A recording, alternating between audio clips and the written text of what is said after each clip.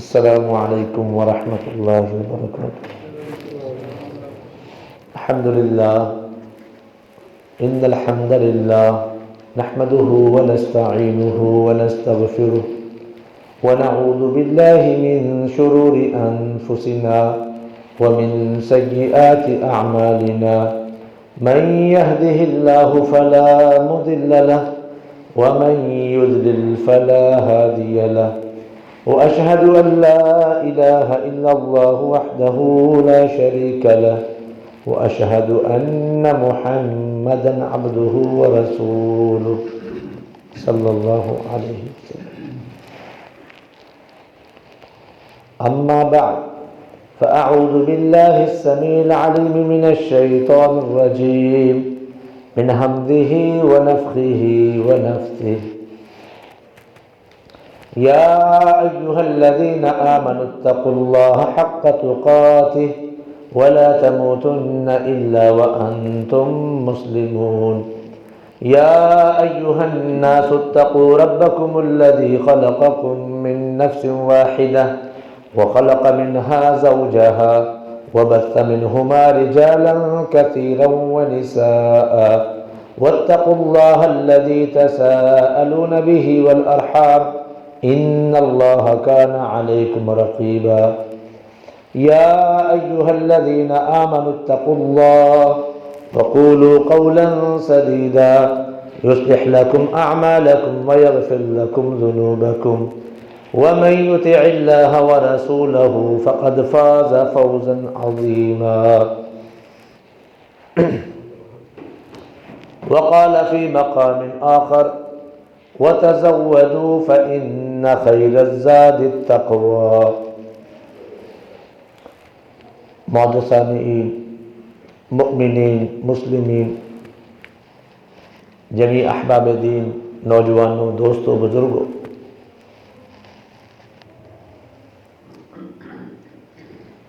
جو آیت کریمہ آپ کے گوش گزار کی ہے، اس کے شان نزول میں عرب کے اس قبیلے کا ذکر ہے جو خالی ہاتھ سفر پہ نکل جاتا، زاد راہ ساتھ لے کے نہ نکلتا، اس امید سے کہ ہم وہاں مانگ کے کھائیں گے، حج بھی کر آئیں گے. تو فرمایا کہ وَتَزَوَّدُوا، زاد راہ لے کے نکلو، فَإِنَّ خَيْرَ الزَّادِ التَّقْوَى، بہترین زاد راہ وہ تقوی ہے. اس کا ایک معنی تو یہ ہے کہ تقوی بہترین زاد راہ. آخرت کا سفر کرنا ہے تو تقوی کی دولت ہونی چاہیے، مگر یہاں تقوی سے مراد کیا ہے؟ بھیک مانگنے سے بچنا، یہ بہتر. اور دین اسلام میں اس حوالے سے بے شمار دلائل موجود ہیں، جس میں بھکاری بننے سے، بھیک مانگنے سے ممانعت کا حکم.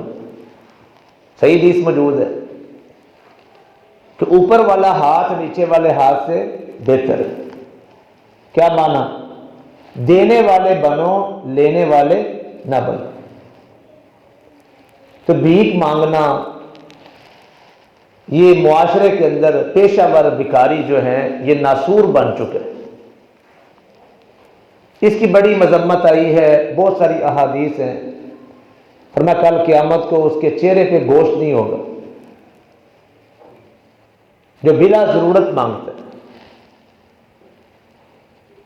تو یہ مسئلہ تو ہم بتا دیتے ہیں، مگر بھیک مانگنے کی کسی کو اجازت بھی ہے کہ نہیں ہے؟ اجازت ہے، اس کے باقاعدہ آداب ہیں. اس حوالے سے انشاءاللہ آج گفتگو ہوگی. سب سے پہلی بات یہ ہے کہ بھیک مانگنا مستحق کے لیے جائز ہے. مستحق کون ہوتا ہے؟ سورہ توبہ کی آیت نمبر 60 میں اللہ رب العزت نے وہ مستحق افراد گنوا دیے. سورہ توبہ کی آیت نمبر 60 ہے. کہ انما الصدقات للفقراء والمساکین والعاملین علیہا والمؤلفۃ قلوبہم وفی الرقاب والغارمین وفی سبیل اللہ وابن السبیل، کہ اپنا زکوٰۃ، عشر، فطرانہ ان 8 قسم کے لوگوں پہ خرچ کرو، اور اگر ہم نہیں پہنچا سکے، وہ خود آ گئے دروازے پہ، تو کام آسان ہو گیا۔ اسی لیے فرمایا کہ وَأَمَّا السَّائِلَ فَلَا تَنْهَرْ، مانگنے والے کو ڈانٹو مت، تحقیق کرو، تفتیش کرو، تزکیہ مانگو، ثبوت مانگو، اگر وہ مستحق ہے تو پھر اس کو دو۔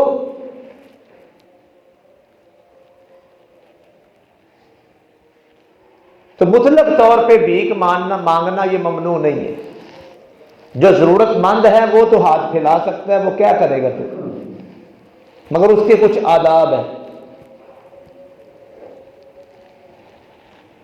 ایک حدیث میں ہے، صحیح مسلم کی حدیث ہے، قبیصہ بن مخارق رضی اللہ تعالی عنہ صحابی رسول ہے، وہ آئے اللہ کے رسول صلی اللہ علیہ وسلم کی بارگاہ میں، کیونکہ اللہ کے نبی مدینے کی ریاست کے حکمران بھی ہیں، مسجد نبوی کے امام بھی ہیں، اور اللہ کے نبی اور رسول بھی۔ مسئلہ پوچھنے بھی آپ کے پاس ہی آنا ہے، مسئلہ حل کروانے بھی اللہ کے نبی کے پاس ہی آنا ہے۔ اور حدیث بھی آتی ہے، ایک حدیث میں ابو داؤد کی حدیث ہے کہ مانگنا جائز نہیں ہے، جو مانگے گا گویا کہ اپنے منہ کو نوچ رہا ہے، اپنے آپ کو بے عزت بنا رہا ہے، دنیا میں بھی اور آخرت میں بھی۔ مگر اللہ کہ ان یسأل من ذی سلطان، جو حکمران ہے اس سے وہ مانگ سکتے، یعنی جو حکومت ہے، ریاست ہے، اس کے ادارے ہیں، زکوٰۃ عشر کمیٹی ہے، اس کا کوئی چیئرمین ہے، یہ مستحق بندہ اسے جا کہہ سکتے ہیں میرے پیسے دو، وہ کوئی حرج نہیں۔ تو حکمران کے پاس ہی جانا ہے نا۔ تو وہ آ گیا، کہنے لگا یا رسول اللہ صلی اللہ علیہ وسلم مجھے کچھ عنایت کیجئے۔ تو آپ نے فرمایا مستحق تو تھا ہی، فرمایا بیٹھ جاؤ، کچھ آئے گا تو دوں گا نا، کوئی آتا کسی طرح سے مال غنیمت آئے گا، کوئی صدقہ آئے گا، عشر آئے گا، فطرانہ آئے گا، گورنمنٹ موجود ہے۔ اللہ کے نبی کو حکم تھا خذ من اموالہم، فرمایا کہ ان سے، ان کے مالوں میں سے وصول کرو صدقہ۔ آپ نے سسٹم بنایا ہوا تھا، تؤخذ من اغنیائہم وترد علی فقرائہم، کہ اغنیاء سے جمع کیا جاتا اور فقراء، مساکین، ضرورت مندوں پہ خرچ کیا جاتا۔ فرمایا فی الحال تو بیت المال خالی ہے، کہیں سے آتے ہیں تو دیتے ہیں، بیٹھ جاؤ، ٹھہرو۔ پھر مخاطب کر کے ان کو مسئلہ سمجھایا، جس میں ہمارے لیے بہت بڑا سبق ہے، اور اس حدیث کو روایت کرنے والے بھی یہی صحابی۔ فرمایا یا قبیصہ، اے قبیصہ، اس مسئلے کو جان لو کہ مانگنا، المسألۃ، بھیک مانگنا، سوال کرنا، پیسے مانگنا کسی آدمی کے لیے جائز نہیں ہے مگر صرف 3 آدمیوں کے لیے۔ 3 قسم کے آدمی، ان کے لیے بھیک مانگنا، مطالبہ کرنا، سوال کرنا وہ جائز ہے۔ ایک وہ شخص ہے جس نے کسی کا بوجھ اٹھا لیا ہو، یعنی ذمہ داری لے لی ہو، اس کو چٹی پڑ گئی ہو، کوئی پنچایتی ہے، کوئی بڑا آدمی ہے، کھاتا پیتا ہے، کسی کا قرضہ دینا تو اس نے کہا میں اس کا ضامن ہوں، یہ فلاں تاریخ تک پیسے نہیں دے گا تو میں دوں گا، ضمانت دے دی، وہ تو بھاگ گیا، یہ پکڑا گیا۔ اب اس کے اوپر چٹی آ گئی ہے، یا بینک نے اس کی زمین کو جو ہے نا وہ قبضے میں لے لیا ہے، تو اب یہ مقروض ہو گیا ہے، اس کو عربی میں کہتے ہیں غارم۔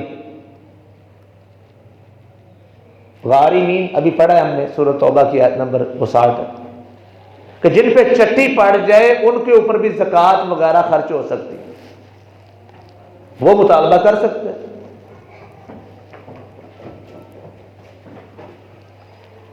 دوسرا آدمی فرمایا کہ جس کو کوئی آفت آ جائے، جیسے سیلاب آ گیا، لوگ گھر سے بے گھر ہو جاتے ہیں، زلزلہ آ گیا، کاروبار سارے تباہ ہو گئے، اس کا جہاز ڈوب گیا، اس کی دکان جل گئی، یہ کوئی نقصان ہو جائے، یہ بھی غارمین میں، مگر یہ اس نے خود مصیبت اپنے اوپر نہیں لی۔ وہ پہلا بندہ تو وہ تھا نا جو سلو کروانے کے چکر میں خود پھنس گیا، اس کے اوپر بھی خرچ ہوگا۔ یہ نہیں کہ معاشرے میں جھگڑے ہوتے رہے، جھگڑا نمٹانا ثواب کا کام ہے، لڑائی ختم کرنے کے لیے آدمی کردار ادا کرے، اور عربوں میں یہ جرت موجود تھی، ہمارے اندر نہیں ہے۔ کم از کم جماعتوں کو، تنظیموں کو، اداروں کو، کمیٹیوں کو یہ کام کرنے چاہیے کہ بھائی اس نے میرے پیسے دینے کا ٹھیک ہے، یہ نہیں دیتا تو میں دوں گا، اس کی جان چھوٹ جائے گی، آپ کے سر پہ آ پڑی تو اللہ تعالیٰ اس کا کوئی رستہ نکال دے گا، کہیں سے آئیں گے تو ادا ہو جائیں گے۔ اور ایک آفت مصیبت وہ ہے جو اللہ کی طرف سے آئی ہے، آزمائش بن کے، اب اس کا نقصان پورا کرنے کے لیے فرمایا کہ اس کے لیے بھی مانگنا جائز ہے۔ اور تیسرا وہ شخص جس کو فاقہ پہنچے، یہ دو بندے تو ایسے ہیں جو اوپن ہیں، سب کو پتہ ہے بھائی اس نے فلاں کی ضمانت دی تھی، پھنس گیا بندہ، یہ سیلاب آیا ہے، زلزلہ آیا ہے، طوفان آیا ہے، یہ واقعی مستحق کا نظر آ رہا ہے، اس کے لیے کسی گواہی کی، تذکیے کی، ثبوت کی ضرورت نہیں ہے، مگر جس کو فاقہ پہنچ گیا ہے وہ کہتا ہے میرے گھر کے حالات خراب ہیں، بیماری آ گئی تھی، میرا پیسہ لگ گیا ہے، میرے گھر میں کچھ بھی نہیں ہے، میں فاقے پہ آ گیا ہوں، میرے گھر میں آٹا نہیں ہے، میرے گھر میں کچھ بھی نہیں ہے، میں مر رہا ہوں بھوک سے۔ تو کیا فرمایا اللہ کے نبی کریم علیہ السلام نے؟ فرمایا کہ 3 آدمی اس کی قوم سے، ذوی الحجا، جو عقل مند ہوں، باشعور ہوں، سیانے ہوں، معتبر ہوں، وہ 3 بندے گواہی دیں گے، پھر اس کے لیے سوال کرنا جائز ہے، اور سوال بھی کس حد تک؟ جب تک اس کی ضرورت پوری نہیں ہو جاتی، حتیٰ یعنی کہ یہاں تک کہ وہ اتنا پیسہ اکٹھا کر لے کہ وہ قیواما اس کو کھڑا رکھ سکے، اس کی ضرورت کو پورا کر سکے، اس کی زندگی کا گزارا ہو سکے۔ یہ حدیث کے الفاظ ہیں۔ اب اس حدیث پہ ہم نے کرنا عمل، وہ کیسے ہوگا؟ 3 بندے جو گواہی دیں گے وہ کون سے ہوں گے؟ حدیث سے ان چیزوں کو اگر ملایا جائے ساری احادیث کو تو سمجھ آتی ہے، اسکیچ بن جاتا ہے۔ ہمسائے کا حق اسلام میں بیان ہوا نا، جس حدیث میں آتا ہے نا مانگنے کے حوالے سے، حدیث میں آتا ہے کہ غنی آدمی کے لیے بھی صدقہ جائز ہے۔ اس کی ایک صورت اللہ کے نبی نے یہ بیان فرمائی کہ میرے ہمسائے میں ایک غریب آدمی رہتا ہے، کوئی آدمی اس کو صدقہ دے گیا، صدقے کی سری دے گیا، اس نے پکائی ہے، وہ ہے غریب، آیا اس کو صدقہ ہے، مگر میرا گھر جو ہے، میں امیر ہوں، صاحب حیثیت ہوں، وہ مجھے سالن بھیجتا، جی آپ میرے پڑوسی ہیں تو آپ یہ کھا لیں، تو غنی آدمی بھی یہ کھا سکتا ہے، وہ تحفہ، اس کو صدقہ لگا ہے، اور اس نے آگے جو مجھے دیا ہے وہ کیا ہے؟ ہدیہ ہے۔ اور یہ بات اللہ کے نبی کریم کے عمل سے ثابت کہ آپ کی جو حضرت عائشہ صدیقہ کی جو لونڈی تھی اس کو صدقہ آیا، وہ گوشت بنا رہی تھی، آپ نے فرمایا کہ اس میں سے مجھے دو، کہنے لگی صدقہ ہے، فرمایا لاکی صدقہ، تیرے لیے صدقہ ہے، ولنا ہدیہ، ہمارے لیے تحفہ ہے، تم نے ہمیں آگے دینا، ہم کھا سکتے۔ تو غریب ہمسایہ اگر دے وہ تو ہم کھا سکتے ہیں، اگر ہمسائے کے اوپر کوئی مصیبت آ جائے، پریشانی آ جائے، اس کے ساتھ جو دیوار بھی سانجھی ہے، اور جبرائیل امین تشریف لے کے آئے، بار بار فرمایا مجھے وصیت کر کے گئے ہیں، مجھے ڈر پیدا ہو گیا کہیں ہمسائے کا وراثت میں حق نہ رکھ دیا جائے، تو پہلا گواہ کون ہوگا؟ ہمسایہ، جس کو مصیبت پہنچی ہے، فاقہ پہنچا ہے، غربت پہنچی ہے، وہ پہلے اسٹام نکلوا کے لے کے آئے تھے، اس پہ بیان حلفی لکھے کہ اللہ کی قسم، اللہ کو گواہ بنا کے کہتا ہوں کہ میں پریشان حال ہوں، مصیبت کا مارا ہوں، قرضہ چڑھ گیا ہے، میرا 50 لاکھ کا نقصان ہو گیا، 5 لاکھ کا نقصان ہو گیا، مجھے 10 لاکھ کی ضرورت ہے، لکھے۔ پہلے تو اللہ کو گواہ بنائے نا، وہ بیان حلفی لے کے عام ہمسائے کو بتائے، ہمسائے کو زیادہ پتہ ہوتا ہے کہ ہمیں پتہ زیادہ،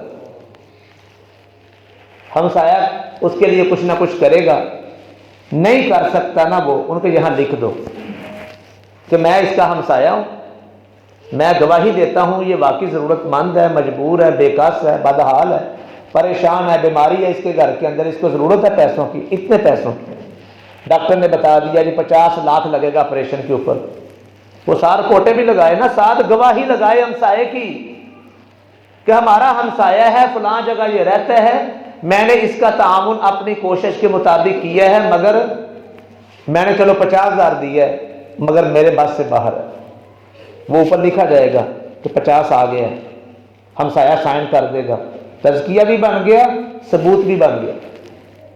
اب کہاں جائے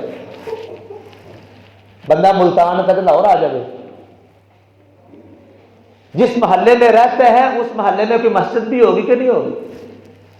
مسلمانوں کا کمیونٹی سینٹر ہے، وہاں امام ہے، خطیب ہے، جمعہ ہوتا ہے۔ یہ صحابی قبیصہ جب اس کو مسئلہ بنا کہاں گیا ہے؟ اللہ کے نبی کے پاس گیا، اپنے امام کے پاس گیا، اپنے خطیب کے پاس گیا۔ وہ بندہ نماز تو پڑھنے والا ہو،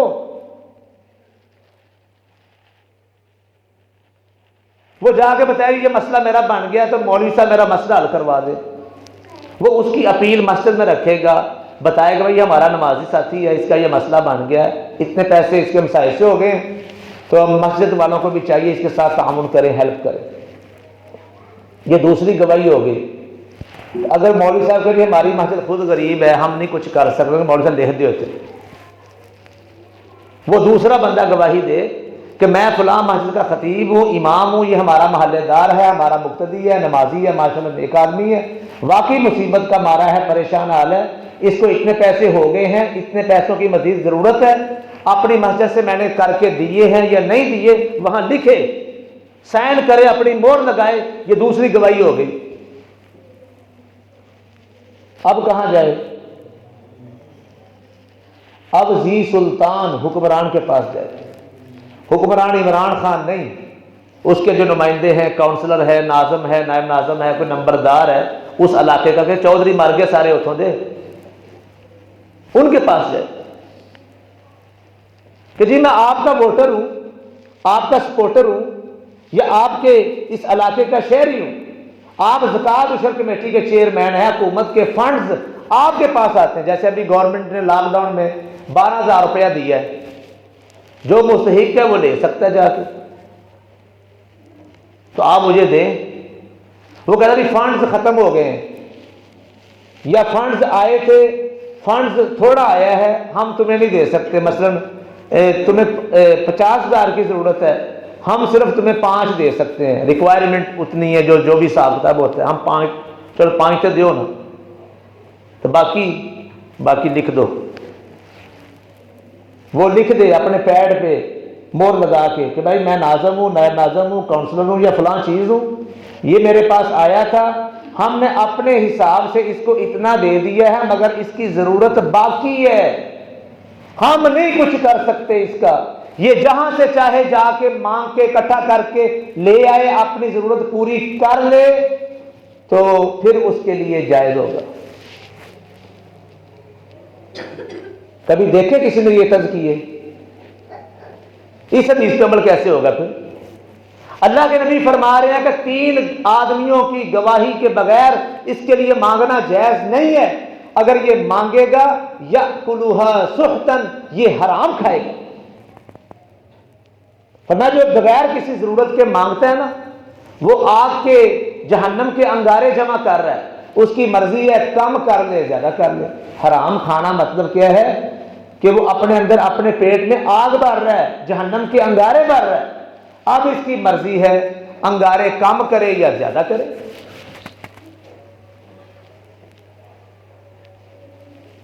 تو جب ہم نے یہ بات کی، ہم کہتے ہیں یار کون اس سیاپے سے پڑے، جیڑا مرضی آ کے کھلو جائے، اپیل کرے، ہمیں کیا ضرورت ہے؟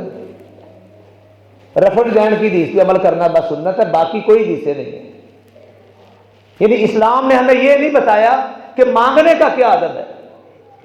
میں نے جمعے کا عنوان رکھا ہر بندہ، یہ کیا بات ہے، بھیک کی ممانعت تو اسلام میں آئی ہے، آپ نے جمعہ رکھا ہے بھیک کے آداب۔ جب اسلام نے استنجے کے آداب بتائے ہیں، پیشاب اور پخانہ کرنے کے آداب بتائے ہیں، میاں بیوی کے آپس کے تعلق کے آداب بتائے ہیں، اسلام نے ہمیں یہ نہیں بتایا جو فاقوں کو پہنچ گیا ہے، جو بھوکا مر رہا ہے، جس کا گھر جل گیا ہے، وہ کیا کرے، بتایا ہے۔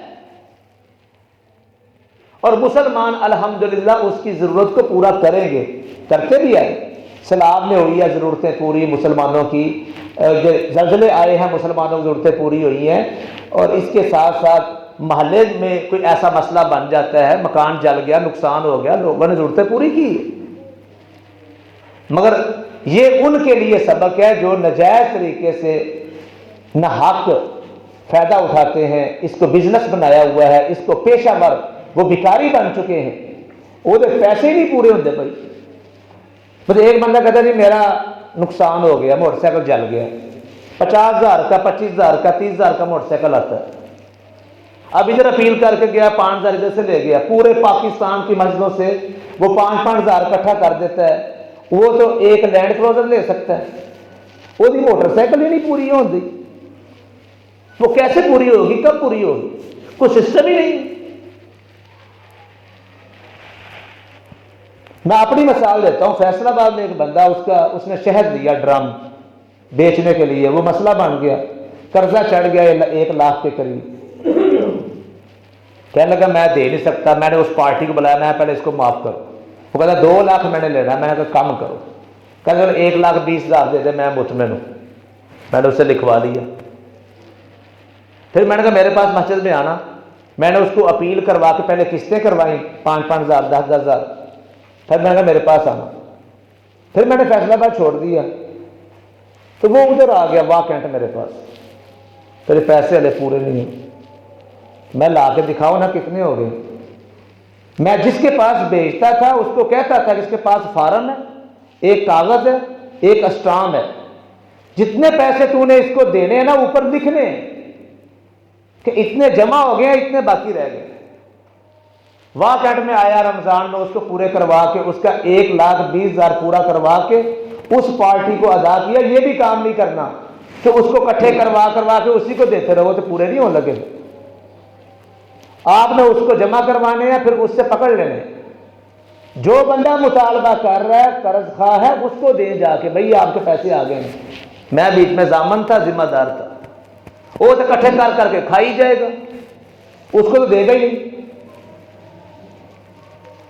تو اللہ کے لیے ہمیں اس نظام کو، ہمارے پاس جماعت ہے، سسٹم ہے، ہم کہہ سکتے بھائی جس علاقے سے آئے ہو اس علاقے کا مسئول ہے، تحصیلی مسئول ہے، اور سیکٹر مسئول کے تزکیہ لے ہو، کچھ تو دکھاؤ۔ اور جب وہ دکھا دے، اپنا ثبوت پیش کر دے، پھر ہماری ذمہ داری بنتی ہے کہ ہم اس کے ساتھ بھرپور تعاون کریں، اس کا کیس لڑیں، اس کا علاج کروائیں، اس کی ضرورت کو پورا کریں، پھر ہمارے اوپر یہ فرض بن جائے۔ تو اللہ تعالیٰ سے دعا ہے کہ اللہ تعالیٰ ہمیں اسلام کے جو اصول ہیں، جو آداب ہیں، ان کو سیکھنے کی اور اس کے مطابق عمل کرنے کی توفیق عنایت فرمائے۔ وآخر دعوانا الحمدللہ رب العالمین۔ ان الحمد للہ نحمده ونستعینه ونستغفره